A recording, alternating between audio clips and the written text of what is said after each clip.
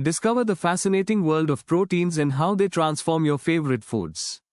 What are proteins? Tiny building blocks of life. Now let's discuss the protein structure. Primary, secondary, tertiary and quaternary. Key protein properties affecting food are as solubility, water binding capacity, gelation ability, emulsification, foaming capacity, thermal stability. Now let's understand denaturation of protein in cooking. Protein denaturation is the process where a protein loses its intricate three-dimensional structure due to external factors.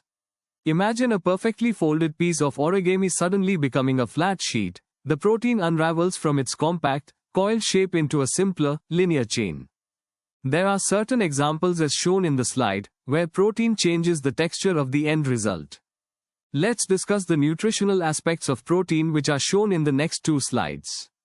Key health benefits include muscle growth and repair, bone health, energy source, act as enzymes, hormones and etc.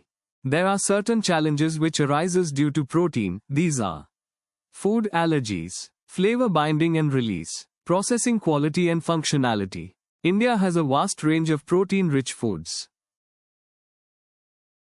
Next time you cook, think about the amazing protein transformations happening on your plate. Share this post to spread food science knowledge.